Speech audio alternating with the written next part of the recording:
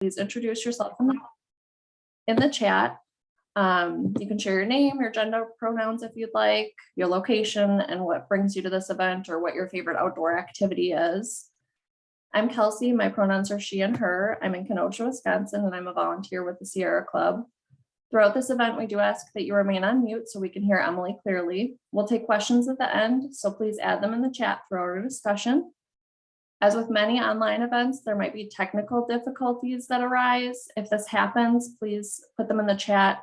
Be as specific as possible about the problem you're experiencing, and one of the event coordinators will help you troubleshoot those.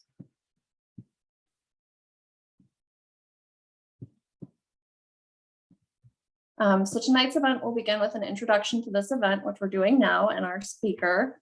Then we'll hear from Emily Ford about her experience with time for Q&A.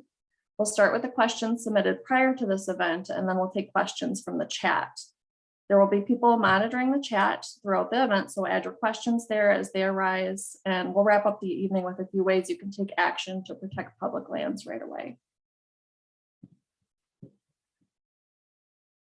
We also want to honor and celebrate the Indigenous people and recognize the lands on which we enjoy the Ice Age Trail as we continue to recreate along the 1,200 miles of both marked and unmarked trail route.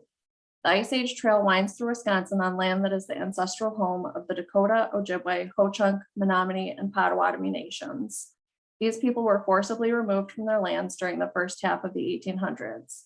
Wisconsin still has a strong Native presence with 12 Indian nations and tribal communities, including the Bad River Band, Potawatomi, Ho-Chunk, Lakota, Lac du Flambeau, Menominee, Oneida, Red Cliff, Mole Lake, St. Croix, Stockbridge, Muncie, and Brothertown Nation. Today, the Ice Age Trail goes through the current Ho-Chunk Trust lands and winds between several St. Croix Ojibwe reservation lands. We acknowledge the history, current presence, and continued efforts of these communities to protect and respect the environment and land.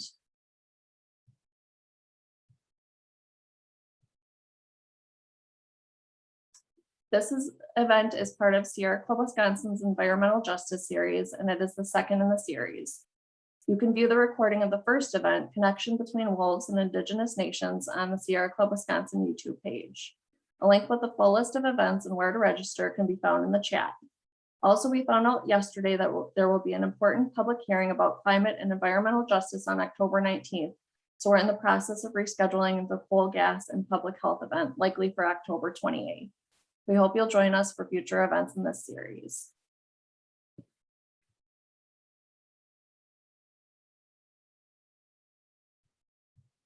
Before we get started on the bulk of the event, I want to thank the Sierra Club Wisconsin Forest and Lands team, the team of volunteers who helped make this event possible. The Lands team works on many land and forestry issues, including preservation and conservation and increasing access to outdoor recreation opportunities.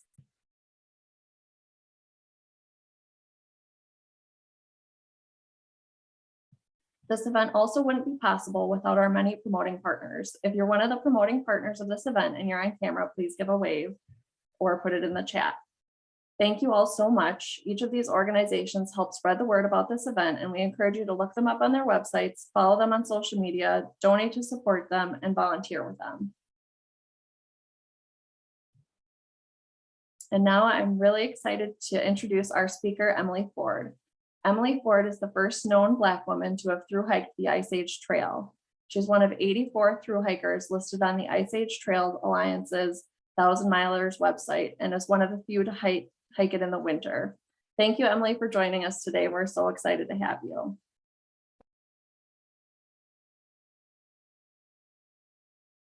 Second. Thank you so much for having me. Hello, everybody. I click a bunch of buttons. Just a few caveats. Diggins is right behind me. We distract her in our house by giving her bones to chew on. And so if you can hear a crunching in the background, it's us distracting our child. It's like giving her an iPhone. It's the best. I'm going to share my screen with you a little bit.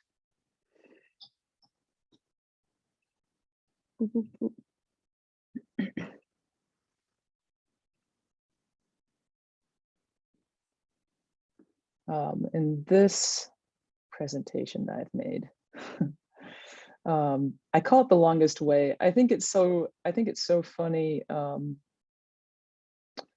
hiking the Ice Age Trail, because it's mostly just like the longest way to get across Wisconsin. And there are a few things that I learned on this trail, and I really like talking about them.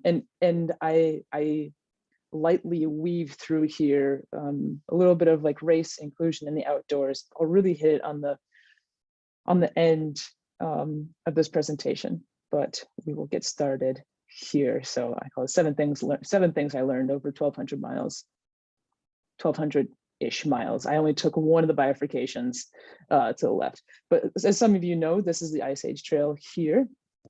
I started out on the eastern edge at the Potawatomi State Park on December 28th, 2020, which seems like ages ago, and came down to the bottom, boop, boop, boop, took the left bifurcation, skewed my way up to the top, and ended on the edge of Minnesota. There is no rhyme or reason why I took the left bifurcation. Well, there is. I actually followed some trail magic that sent me into staying at a really nice cabin. Somebody had an extra day at a cabin, so I just took the left because that's where the cabin was, and I used their key card, and it was awesome.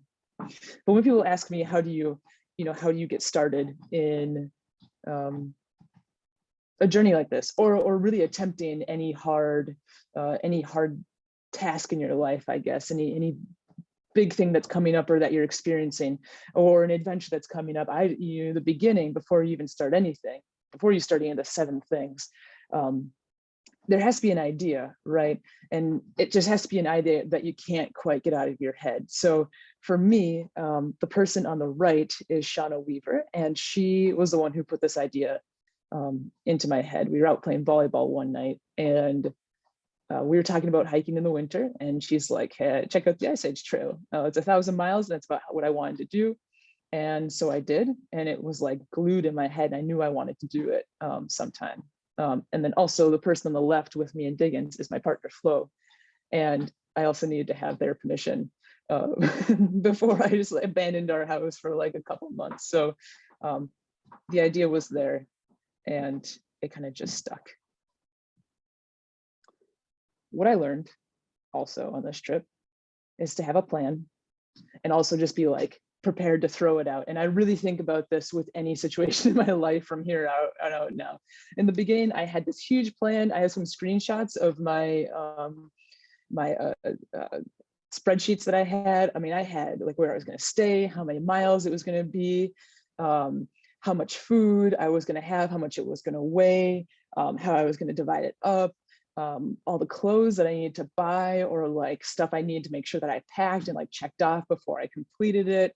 And like it turned out on this trip that like I had too much stuff. Number one, I did a couple of shakedown trips, but also I had stuff I didn't need. So some of the gear that Diggins and I had, as she so promptly loved to sit on top of my backpack for some reason, is I had an extremely heavy tent. It was a borrowed tent. It's a 1989 clip flashlight by Sierra Designs, but it's stinking heavy.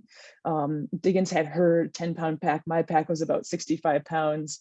I had my Western Mountaineering sleeping bag, my -30 bag. I had 2 thermarests. I had all my food. I had all my fuel and everything. And I brought along this pulk, which is in the right picture here. And I like had piled everything onto that and had my pack, and my pack's name is Glenn Beulah, by the way. It just sounds like a big girl's name. So I named her Glenn Beulah because she's a very big girl. It's very heavy.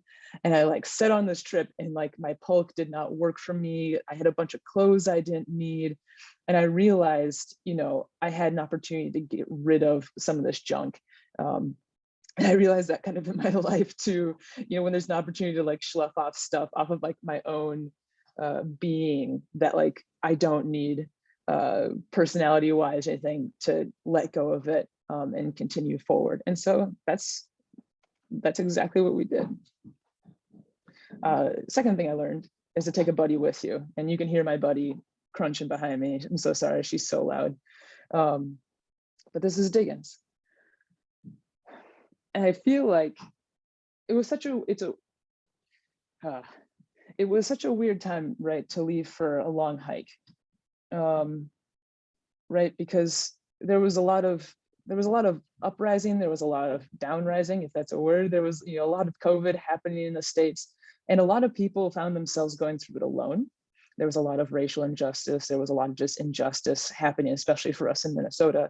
And I think a lot of people found themselves really quite in maybe the loneliest, maybe like the loneliest they've ever felt. And a lot of people asked me when I started this trip, why was I going to do it alone? And I ended up getting Diggins through like a chat on Facebook. And I'm so thankful I did, because she changed everything in my perspective for me. We became fast friends really quick. And just like when you're tackling hard situations in the real world, to take somebody with you for accountability, she was like my go-to for everything that I needed on the trip, which was awesome. The other thing I learned is just roadblocks. I mean, roadblocks and just like my intentions versus reality. And I think we find this a lot in our conversations. I think we find a lot in our conversations around ourselves, around race, around the outdoors, around land we want to save, around issues we want to tackle in our own lives, around doing a 1,200-mile hike. I will tell you that my intentions were just to go on a long hike, and the reality kind of became what you guys are watching right now.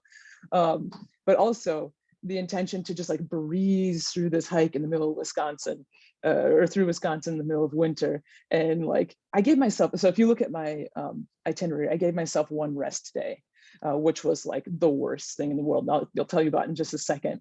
But I would hit these things where like literally just sections would be closed.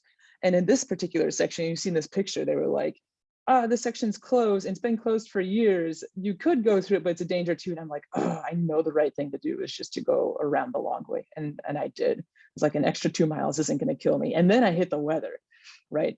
There was like, I woke up one morning, I had stayed inside on a particular night, and I woke up and it was like -30 or like -35, just like temperature outside. The wind chill was -50.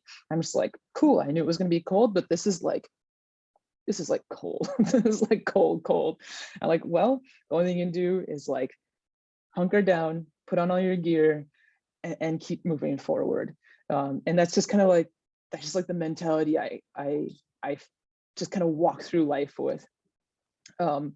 And I would just wake up to like my tent covered with ice snow or water snow. I'd wake up to the inside of my tent being raining or snowing on top of me from like our moisture being in the tent. And it just kind of was what it was, but it kind of made the trip way more exciting and interesting. The main roadblock though that I hit was actually on day 6. And my quad was pulling on my patellar tendon, and it was making my kneecap go off track. And it hurt so bad. So I just like sat down the side road and stuck my thumb out and like waited for somebody to come pick us up. And this is like day 6. So I had like 1,000 and some miles left to go. And I was like, oh man, somebody's got to come through and like pick. It was like literally on the side of the county road. And somebody was super gracious, the Winter family, and they did come and transport us. The other thing I learned is lean on the people around you, especially in hard situations, or like when you don't quite know what to do, or like know the language, or like know how to proceed forward. For me, I did lean on quite a few people, but I also leaned on Diggins quite a bit. But as we were hiking, so many people would like leave us signs like, oh yeah, you're awesome, like and Diggins too, like you guys are so fantastic. And like this allowed us to go see these like beautiful, wonderful landscapes that I don't think anybody really knows exist in Wisconsin, which is a shame, because there are so many beautiful wild spaces that the Ice Age Trail goes through. And these like little secret CCC huts that like we got to see and we stayed in. And we got to just like do this in odd like bliss, even though it was extremely difficult, which brings me to point number 4. I learned that it is difficult, but it's not impossible. And this was my mantra for 97% of my trip, at least, and just like trudging forward. And I'd be like, this is difficult, like up a hill, like in the Kettle Bowl. If any of you know where the Kettle Bowl is, It was like slogged with snow. I mean, the snow was like up to my knees, and it was up past Diggins' backpack. I'm just like, it's difficult, but it's not impossible. It's difficult, but it's not impossible. And just like kept going and realizing that like, this is what I have to do. Like, this is my purpose right now. And like learning that was and kind of an epiphany. But as I was going along and saying this to myself, there was this sign that this kid made from, I think it was like he was from like Lodi, I believe. He or she or they, I never met this kid. And they wrote on this sign, push yourself to hike because no one else is going to do it for you. And I was like, this kid's like in 4th grade. And I was like, who are your parents? Like, who are your parents like telling you to write these things to some lady you're never going to meet in your entire life? But this kid was totally right. Push yourself because no one's going to do it for you. And I was like, yeah, that's exactly what we're going to make it to the end. We're never going to give up. And then like, there'd be days where I'd be like, Diggins, don't let me stop hiking because we have to get home. And a lot of people ask like, oh, was there ever a time that you wanted to quit? And like, honestly, no. From the beginning, I was like, all right, we're walking back to Minnesota and this is where we're gonna go. And again, like getting through those hard moments and getting through those roadblocks and getting through those difficult parts allowed us to see like this crazy, like the memories in my mind, like the pictures don't really do it justice because the memories in my mind of like these moments, I can't, whatever. I can't even describe it. As you can tell, it was stinking. Wisconsin's, for being next door to Wisconsin for so many years of my life, I had no idea it was quite this beautiful. And I like to throw in this extra picture of Diggins because she's kind of cute. The thing I learned is keep leaning into community. And I know like I keep talking about community and like leaning on others and blah, blah, blah, and blah, blah, blah, all this stuff. Like really, I love being a solo hiker, which means usually I do it alone.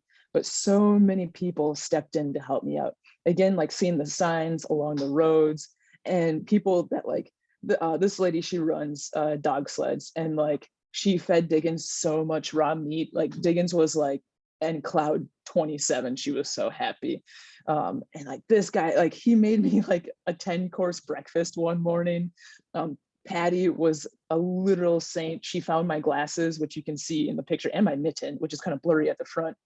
But she found my glasses on the side of the road on a day that there was a blizzard and the snowplows were going by. My eyesight's all right, but I'm super thankful that I have my glasses now. And then like I meet random strangers like this dude. I don't even remember his name because he was just like so excited to like, he met me at a park and in Dane County, as you can see in this picture. And he's like, what are you doing? And like, I'm hiking the Ice Age Trail. He's like, in the winter? He's like, I tried to hike the Appalachian Trail and like, he's like, I hate it when it's like 50 degrees out. And I was like, I don't know, it's fine. Like, but he was just like rooting me on. It was awesome. And like, I got to stay with this cool family. They were, they had a woolen mill. So they had a bunch of sheep and they let me stay out in their pasture one night and like woke up the next morning and like, she sent me off with a dozen eggs in like, it's where I learned that Diggins loves hard-boiled eggs, shell and all. And it like, all these people were crazy. Oh. And then Tara, meeting her on the trail, like she was just super, to see the joy on her face, to see another Black person and like a Black woman on the trail, like propelled me for like an extra 100 miles. Like she just like couldn't get over it. And she actually ended up coming back on with me and hiking another, like it was a whole road walking day, but she hiked another like 17 miles with me and slept outside with me later on. And it was like just super awesome to like be able to lean on her like that.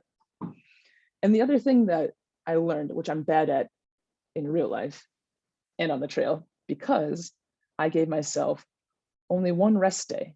And the picture you see here is not that one rest day. That rest day didn't come for another several hundred miles after this day. I ended up in this spot because Diggins pulled just a little too much to the left and I slipped on a piece of ice and it hurt my knee. And I took my trekking poles and I pounded them into the road. I was staying in the middle of a country road and I just threw like a 5-year-old fit. Like, I can't take any more of this. I was like, Diggins, we need a break. And she like looks at me like I'm some crazy woman. And I'm like, we need a day off. And that's what we did. We took a day off. We took several days at this place, and this particular person shuttled us back and forth for several days so we could stay indoors on it was a several blizzard night. And they had this outbuilding that we could just kind of stay in. It had its own fireplace, and it was nuts. And then again, I met people on the trail that allowed me to rest and allowed me to eat as much food as possible, and for Diggins as well. And we could have done it without people. It's what I planned for, but it was way more important that we did it with everybody else as well, to learn to rest, to learn to lean on people, to learn that in order to keep going on these extremely long road walks, this was the way to go further. Maybe not faster, but definitely further. The other thing I learned is that emotions are real, which for me personally, which for me personally is kind of a jungle to get through, to talk about emotions in such a way. And I think that when we're talking with other people, and when we're talking with people that have different ideas than us about life, and when we disagree or we can't see the person that we're talking about or talking to, it's hard to remember that all people are real people, even as we're talking to each other in Zoom. I'm sure lots of people's videos are off. I don't even know if you can really see me. I can just see myself. I can't see any of you. And so like, we're kind of in this weird time where people are screens. And for this trip, and after this trip, I was so humbled by my own heart and my own mind. With through hiking, you get to think a lot about yourself and how you're doing. And by the end of the trip, I had to give Diggins back to her handler. And I had practiced so many different speeches to Diggins that I was going to give her at the end. I knew that we were going to have mics on us. There was a documentarian following, and I knew he was going to be at the end there. We had planned the whole thing out. And I practiced speech after speech after speech. And even with my own self, I feel like sometimes that I'm the superhuman. Like, I can do anything, I can achieve anything, and nothing's good. I'm 29, so I'm still in that mindset of I'm impenetrable. And I lost it.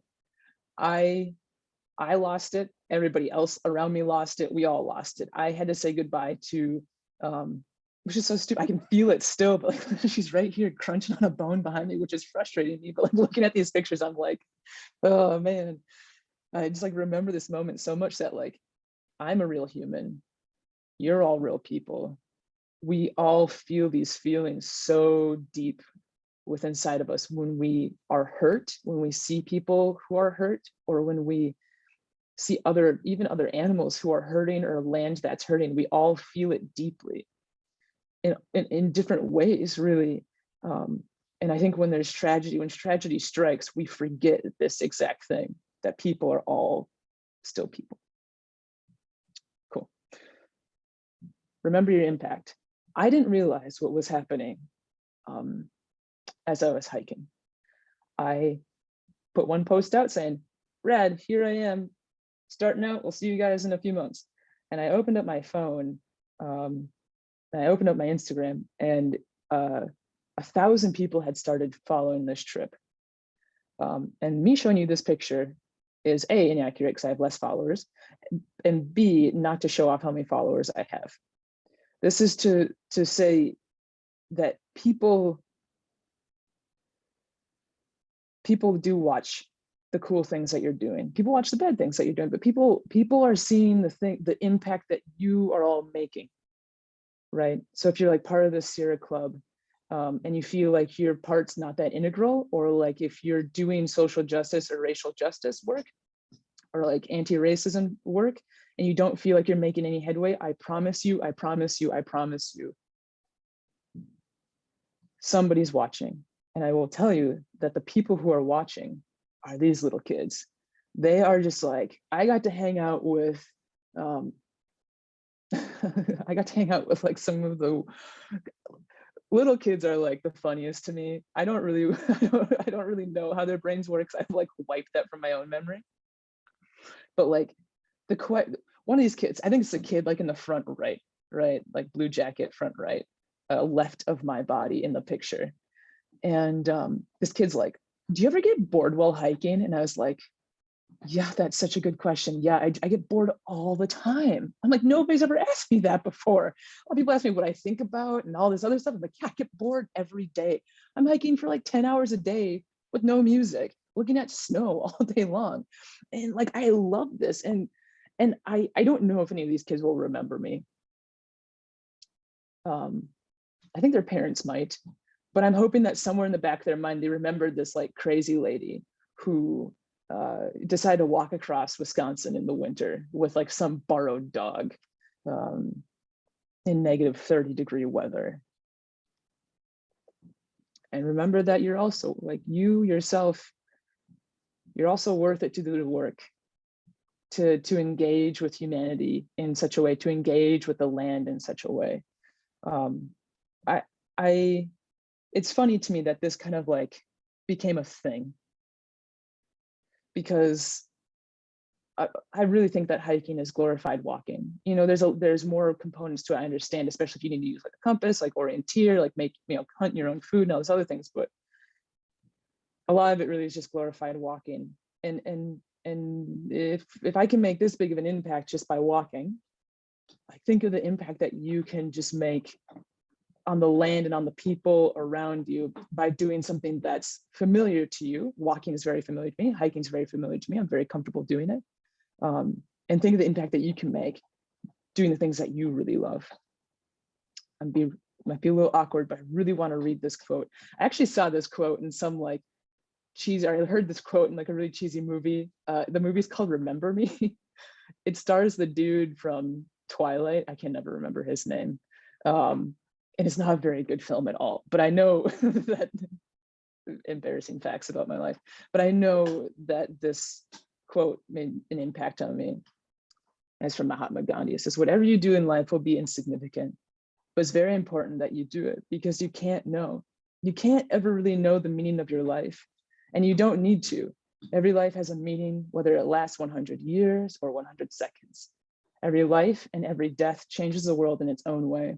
You can't know. So don't take it for granted, but don't take it too seriously. Don't postpone what you want. Don't leave anything misunderstood. Make sure the people you care about know. Make sure they know how you really feel, because just like that, it could end. And I think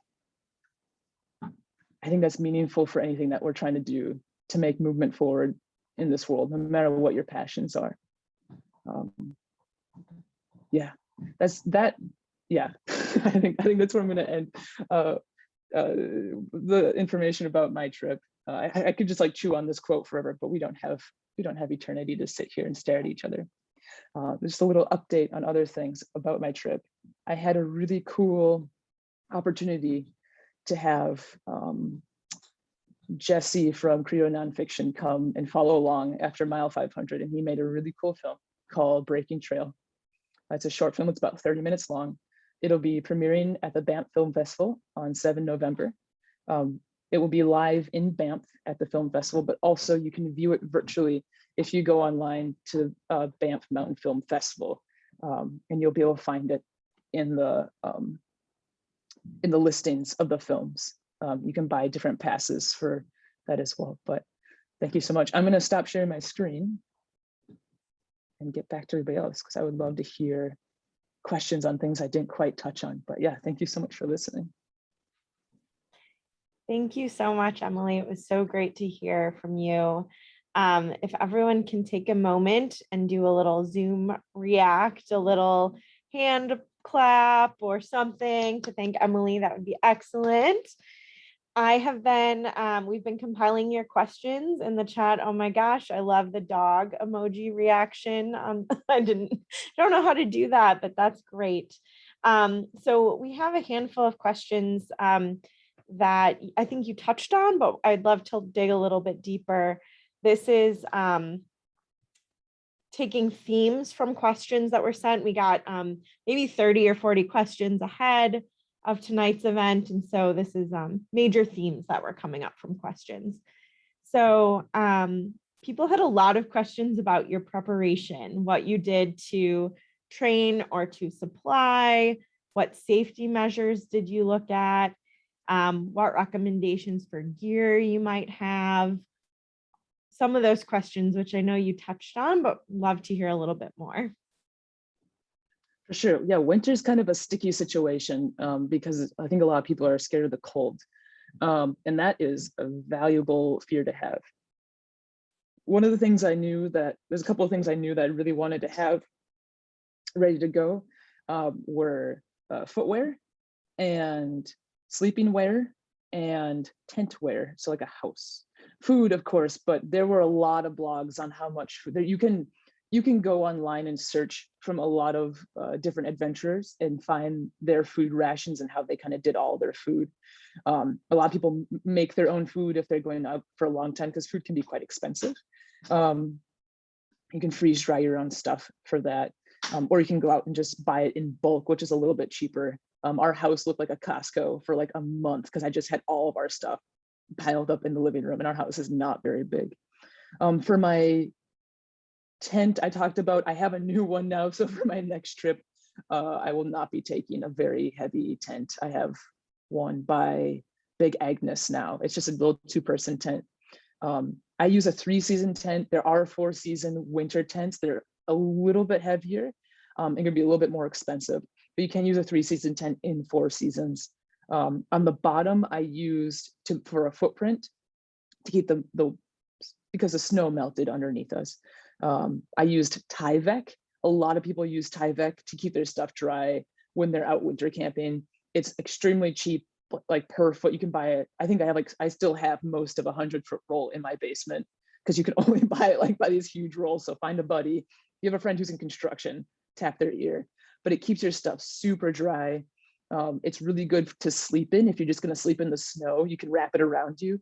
That works as well. Footwear, I used something by Baffin, and then I had something by Solomon. I wore through one pair of shoes.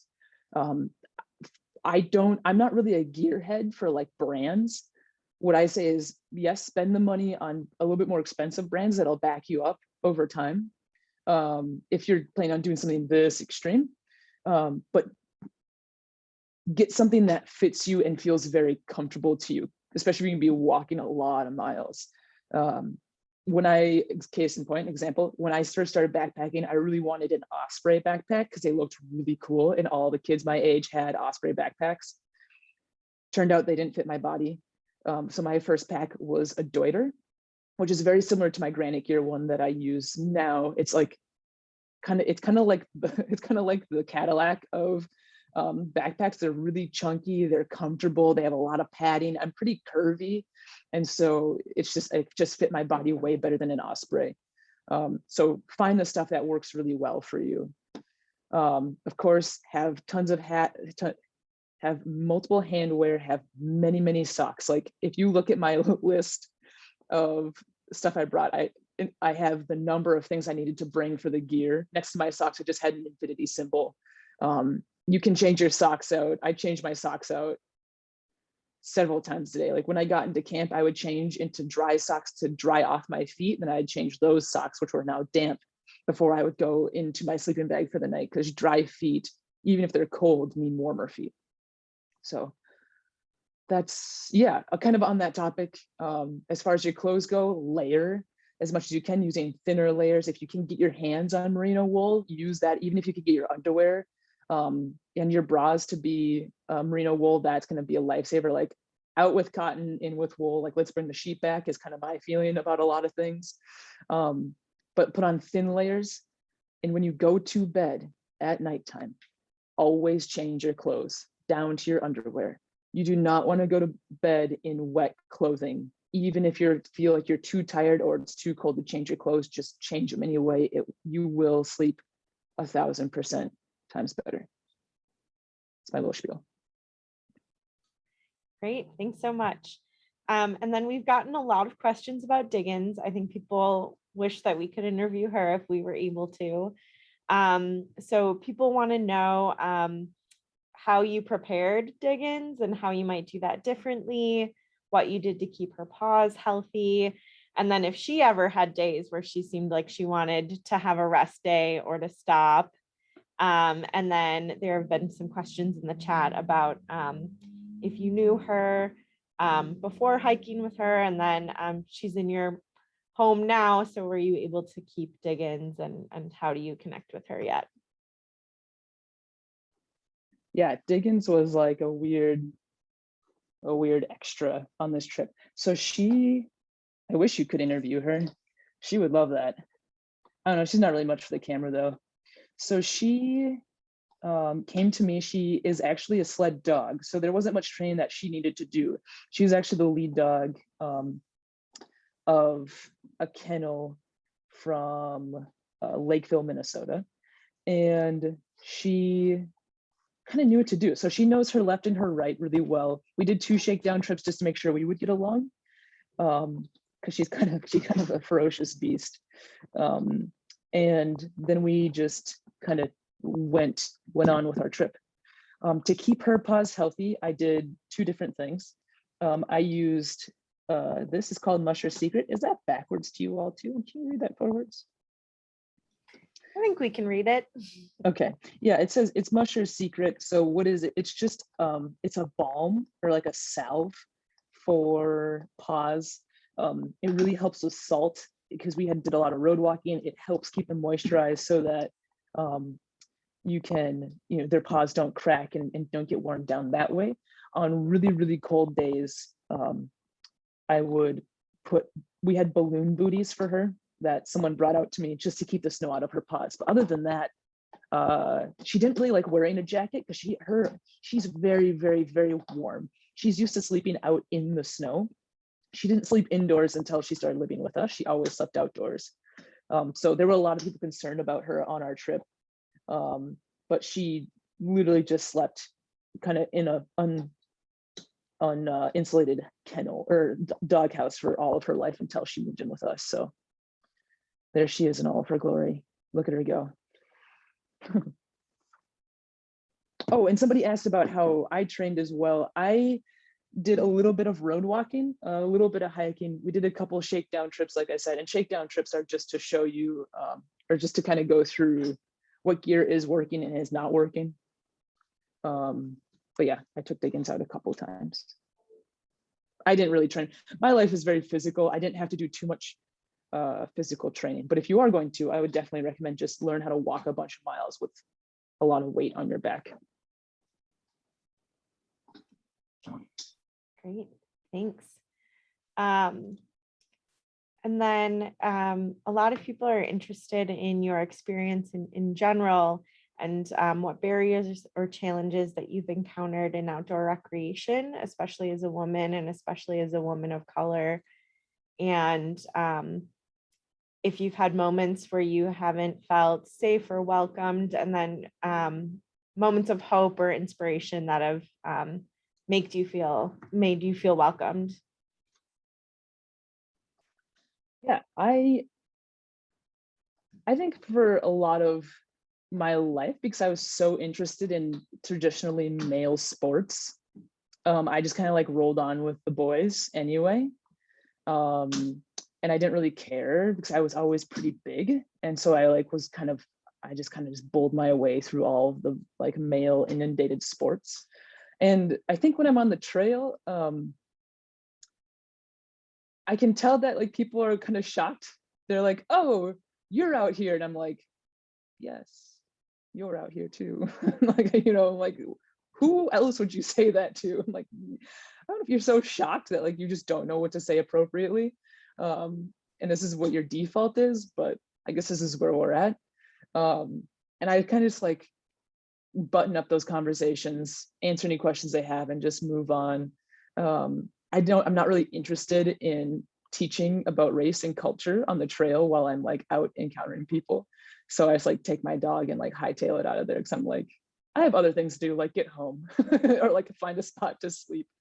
I have yet to really encounter anybody trying to stop me from hiking anywhere, which has been awesome. And even like hiking through Wisconsin, going through spaces that I thought I might have a little bit of trouble, People were super inviting, actually quite lovely.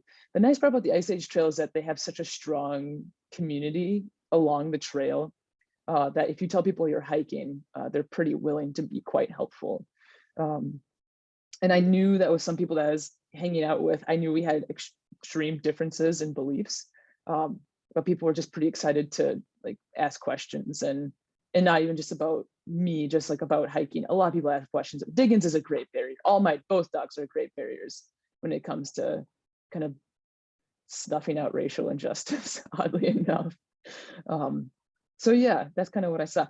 But also like experiencing and encountering Tara on the hike was like super awesome. I'm like, that's so cool. There's like another Black woman out here solo hiking with her dog. Like this is freaking rad. So there's people out there.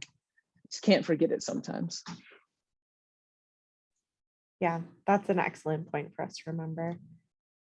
So we've had a handful of questions about what motivated you to do this, especially why in winter, and then there are a couple of people in the chat who are just amazed by the mileage and the weight and the like, how is it even possible? So could you speak a little bit about how it's not impossible, but it's challenging, and how you were able to accomplish it, and why winter also? Yeah, I get laid off in the winter for 3 months, December, January, February. So it's really the only window. I'm a gardener outside of that, so I can't really leave my job for that long, lest the weeds take over my life. So it's really my only season I can do this. I don't know. Think of, for everybody that's here, like think of all of the like challenging things that you've done in your life and like the why behind you did it. Even if it was like a fun, challenging thing, when you're in it, you're like, here we are, we're just going to keep putting one foot in front of the other. And if you've been like thrown into a challenging thing, right, there's tragedy that strikes us all in different stages of our lives. You have really like two options. One is to like put one foot for the other and keep moving forward in a like empathetic and restful way as best as you can with yourself and the others around you, or don't do anything and just like go off to the wayside, which usually turns out to not be very good for any of us. And I like to choose to keep moving forward. I don't know if I was born with that personality or what happened, but I like it. So I guess that's kind of where I ended up. That's where I'm at. Great. Given that in January in Wisconsin, days can be pretty dark, daylight's pretty limited. So what did daily routines look like for you? And were you starting off in the dark? What was it like hiking in the dark if you did that? Hiking in the dark was awesome. Like, the stars were so bright. Like, I love hiking in the dark. So I threw my headlamp on, and Diggins was really good at finding the trail as well. As the days got longer, because I was on the other side of solstice, I would wake up and the sun was already up, which was super awesome. But yeah, when we would wake up, it would be dark in the tent. But when we get out hiking, it'd be daylight. But yeah, stars are awesome. The moon is awesome. That's great. And what advice or resources would you recommend to someone who's looking to get into hiking, maybe not doing like a through hike, but someone who hasn't been connected to the outdoors? What advice might you give them, or resources might you point them to? I would say just go and walk. Just go walk. Like I said, hiking is just glorified walking. So even if that means walking in your city streets, do that as best you can. My recommendation is turn your phone on airplane mode, because we still love to take pictures, but you don't want any distractions. And if you can, find some green space that's nearby you and take water. Always take water. Always take water. Every time, even if it's just like for a half a mile, take water. And just try it. Just start doing it. If you're scared to go alone, that's totally okay. find a buddy to go with you, take a dog with you. There's tons of groups on Facebook that you can join. I don't know if people still do Facebook, I guess. I'm like in that little, I still do it.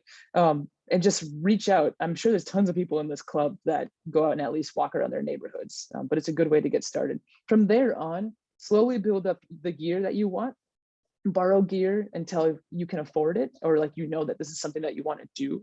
We have a gear exchange here in Duluth. The universities near us allow us to rent gear from them, and put a call out again, like on Facebook or wherever, to ask for stuff, and then start getting your own just better stuff. But you can literally go to Walmart and like grab a crappy pair of sneakers and like some wind pants and like a jacket of some sort, and you don't need to spend much money. It's mostly just like the getting out there and doing it. Yeah. What outdoor opportunities or resources did you wish existed to help more people, especially people of color, engage in the outdoors? And what can organizations like the many that are partnering on this event do to help make it a safer and more equitable experience to be out on trails? Yeah, I think I kind of talk about it a little bit, just treating people as people, invite people into things. Not everybody, there's something that's coming out a little later, but I was in this project with several other outdoor adventurers. And one of the quotes from one of the people is like, get outside. Like, you won't know how you feel about it until you get there. And I think a lot of people don't know that. They don't know how to feel about the outdoors because they have either trauma or something, or like passed down trauma about the outdoors, and they don't even know how to feel about it. So it's just really scary. So invite people along, and educate yourself. This was the line I didn't know quite how to toe for this talk, of like, yes, I'm here to talk about this, but I implore all of you to go do your own research, because you can only pay me so much to keep telling you about racial, things that have to do with racial equity. You can only bring on so many people. You have to do the work, right? I appreciate being here. It's not I don't want to be here. So it's like a weird line to walk. So if that means doing more reading, just going and experiencing, just like being, knocking down shame and fear and asking questions, find yourself a safe person to be like, I don't know what I'm talking about, but I need your help, and listen. Long tangent, but you know.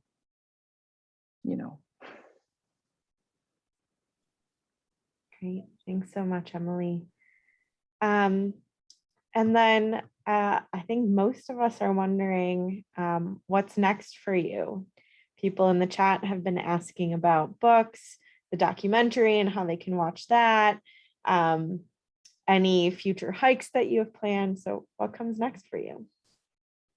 For sure. Yeah. So yeah, the Breaking Trail documentary that was done will be showing at the Banff Film Festival, November 7th. And like I said, you can go online to Banff Mountain Film Festival. You just type in Banff Film Festival, and you can get passes for that. They'll be shown. I think that's also gonna be showing at Madison. Madison, I think, will be also showing there sometime in the future. No books yet, because I am an awful participant of writing. I don't really start out the time to write. Maybe one day when I'm slowing down a bit. And then, yeah, what's up next for Diggins and myself? We will be scooting our way across the Boundary Waters, partnering with Friends of the Boundary Waters here in Minnesota, to, again, promote proper, what we believe, and what I believe is proper land usage, and really thinking about why we're deciding to mine in areas so close near to such a beautiful watershed. So we'll be partnering with them this winter, which is really exciting. That's great. We've got a couple minutes. Do you have anything else that you wanted to add or to share with us all? I did see the one question about my sock drying system and clothes drying. So I saw it pop up in the chat, and I just want to brag like a little bit. I call it Emily's 3-sock system, which is awesome. So there's a pair, if you could bring like 4 or 5 pairs of socks with you on your trip, wherever you're going, I'd highly recommend it. 1 second. That's enough. The pair of socks that you hike in, they will get wet during the day. Oh, she's just like, I'm gonna make this even louder. And then there's the pair of socks at night that you put on after you're done hiking, because your feet will be very sweaty, regardless of what season it is, especially in the winter time. Once you're ready to go to bed though, put on another dry pair of socks. And the way that I dried all of my clothing is I actually kept them in my sleeping bag with me at nighttime, which was super awesome. It seems like a weird system, but if you keep your clothes outside of your sleeping bag in the winter, they will literally just freeze. There's many mornings I had to crunch my boot to get all the ice off of it. And like a couple of nights I forgot to put my pants in my sleeping bag or something, and I had to put on frozen pants. So don't forget to put your stuff in your sleeping bag with you. There you go. Amazing. And there are so many more questions, but we're getting close to the end of the night. So thank you so much, Emily, for sharing your expertise and your experiences with us. We've got 1 or 2 more slides to bring us through the end. So Kelsey, if you want to help us close off the night, that'd be great.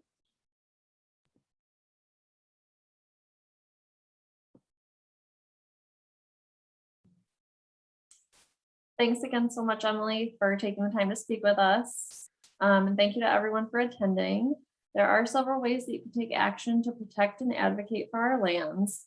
The links for each of these opportunities will be posted in the chat. Consider getting involved with the Sierra Club's lands team. We're really fun, or in one of the many promoting partners who helped spread the word about this event. You can RSVP for the next event in the Environmental Justice Event Series, which is the coal, gas, and public health, the electric sector, and environmental justice. We did find out yesterday that there's an important public hearing about climate and environmental justice on October 19th. So that was our original event date. That's going to be rescheduled, hopefully October 28th, if that works for partners, but we'll keep everyone updated. If you register at the link provided, you'll receive email updates with the correct date and time once we've got that figured out. All the rest of the events should move forward as originally scheduled. The lands team is currently advocating to protect the Kohler Andre Lakeshore from being turned into a golf course. So you can sign the petition linked in the chat and stay up to date through our campaign on our AddUp site.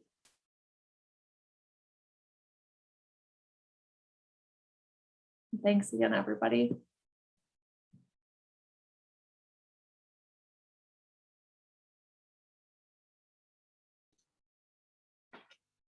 Thank you all. Please show big thank yous in the chat to Emily. And then we have had tech problems ending Zoom calls when more than 100 people join.